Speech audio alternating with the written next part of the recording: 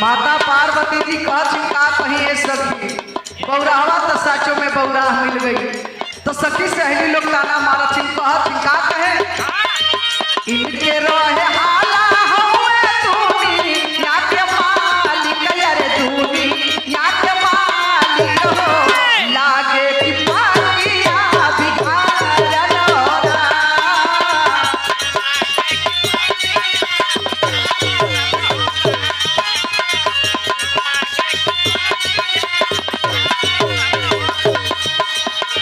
तेरे मृग छाला डाला सापा वाक्य माला यार सापा वाक्य माला शाटावा में गंगा जी के धारा नोरा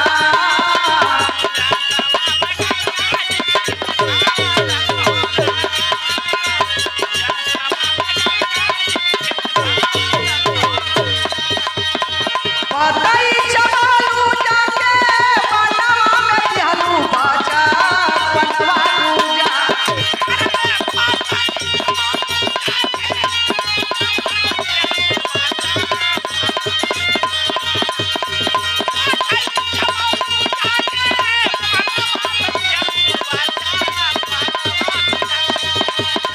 पताई चमालू जाके बनवा में दिहलू बाजा बनवा गुजार हर ऐसा बाबूरा हवा से दिला वाला हल्लू बाजा गौरा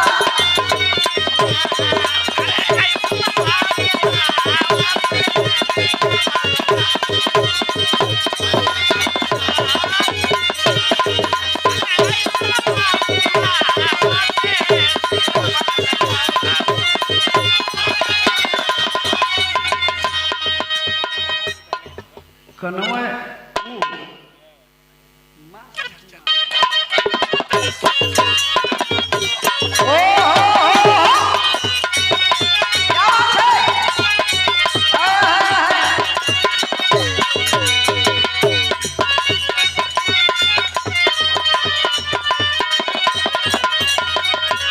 बारे मास्टर के हमारे तबीयत आज बड़ा रंज हो लेकिन बेचारू यही में यो खींचतान के चलत हूँ हर एक जिला में हर एक प्रकार के कुल में हरारू गावेली चल जा तोरे जौन भाई है बनारस के लोग मेहरारू कुल गा गावेली मास्टर। गंगा जी के तनो न गईबा, गंगा जी के तनो न हईबा, पतर तिरिया ना पईबा राजा।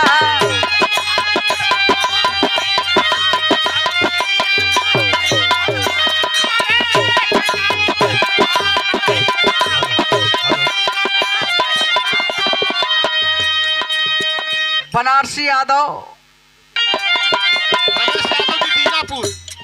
रमेश भैया बड़े भाई हैं हमारे। हम ट्रक बना जाइबो,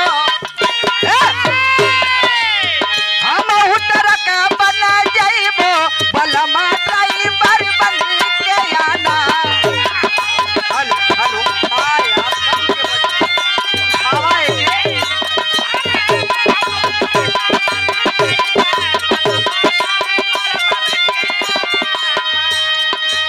चल जीवा भदोही जिला में वहाँ के मेहरारू गावेली। का गावेली?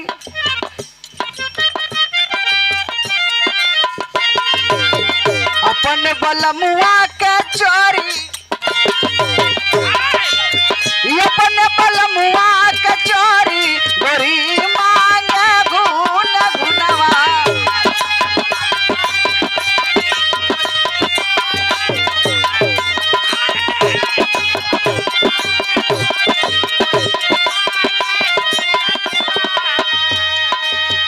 अरे देखिए हमारे बड़का भैया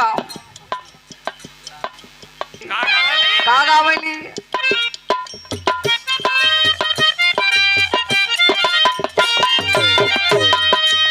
सही भले बदल जाओ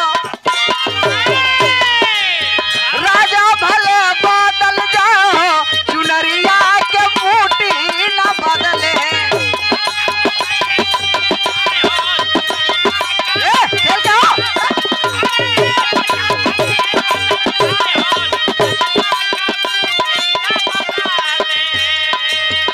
तमाम जिला का तमाम प्रकार के मेहरारू गावेली। हमरे चंदौली जिला का लोग जोन बा धान के कटोरा बतावेला, वहाँ का मेहरारू गावेली मास्टर।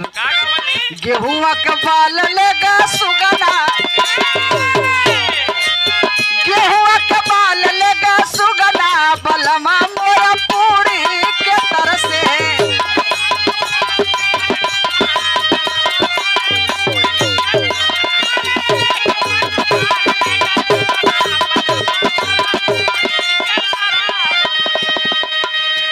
रमेश राजा हिमांचल अपने बिटिया बदे बर खोजत हुन। बर मिले तो घर ना, घर मिले तो बार ना। पीपर पर के बात ना करत है।